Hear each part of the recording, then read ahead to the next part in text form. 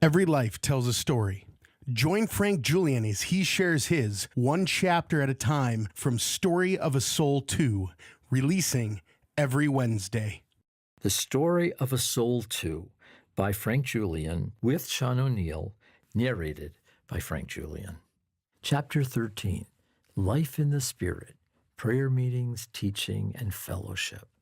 On returning to Grand Valley for my senior year of nursing school, Peggy and I had a long talk. We now knew that we were heading toward a serious relationship. She gave up being a nun more easily than I gave up being a priest. We studied hard that year while maintaining a focus on academics, but socially it wasn't long before acquaintance at school knew that we were a couple. We had all kinds of friends and brought them into our prayer meeting world.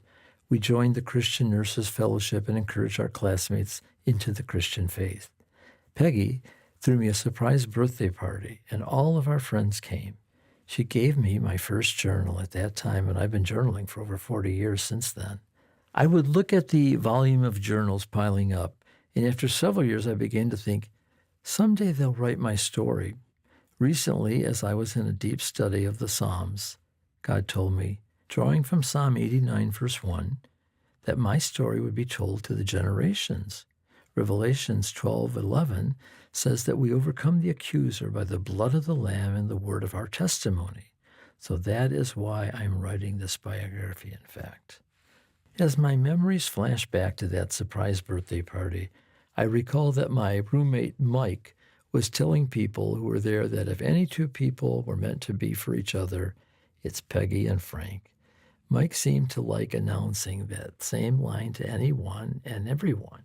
The guests had given me a present, but they said that first I had to go on a scavenger hunt. I kept reading the clues that led me to the present. At the end, I found a car key. Peggy had a 1974 Pinto, and I had a 1970 Mercury Comet. I looked at the key and went to my car and proceeded to open the door. As I opened the door, there was no present.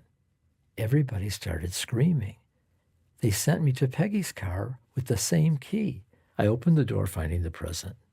We had one key for two completely different cars. That worked out great after we were married.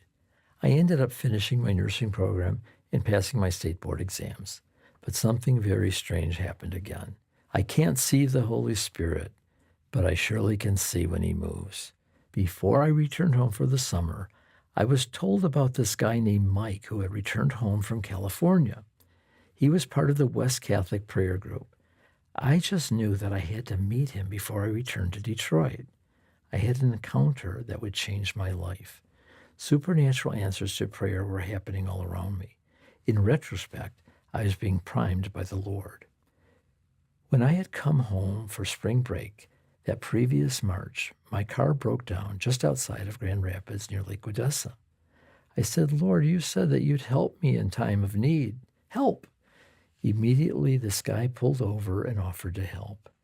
I was cautious, yet I had prayed and didn't want to reject a possible answer to those prayers. He told me that he was laid off from work and could drive me home to Dearborn. It was Wednesday, and I really wanted to get home for the prayer meeting at St. Mary Magdalene's. I let him help me. After my car was picked up, he drove me home. I stayed close to the passenger side door in case I had to open and roll out. I talked about Jesus the whole time. I thought, if he's going to kill me, he's going to hear about Jesus. Finally, he opened up and startled me. He said, do you want to know why I picked you up?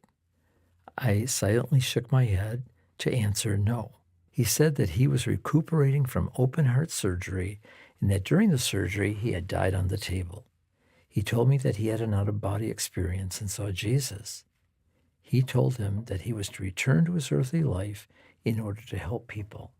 When he saw me, he said it was his opportunity to help. When we got to my mother's house, he came in, and I told his story. My mother gave him gas money, and I testified at the prayer meeting that night. To this day, I still wonder whether he was an angel. Let's not stray too far, though. From my meeting with Mike from California, he was in school at the Melody Land School of Theology studying to be a pastor. I was spellbound as he talked, and I was taken into another realm. I knew I had to go there. It wasn't him. It was a vocation, a calling. I had the call, but now I truly heard the call. He told me that they didn't have housing and that I could not live with him. I said that I would pray about it. I went back to Grand Valley to my frequent prayer spot on the other side of the football stadium overlooking a cornfield. It was my old familiar afternoon meeting place with the Lord. Today was different. I went down into the cornfield. I was almost like I had a Jewish prayer shawl to cover me as I met with the Lord. The light was green, and I was singing, "California, Here I Come." I sang until I got home, and my mother found out about my plans. Peggy was on board. In fact, we were getting married the following summer and lived there together. My mother, though, was a different case. When I told her my plans, she lost it. As a parent now, I understand. She protested. "You worked so hard to become a nurse, and you're going to leave all that behind?" I tried to explain that nursing would help me in the ministry. Her reply, "But you don't know anyone in California." Thank you for listening. Join Frank Julian every Wednesday for a new chapter of Story of a Soul 2.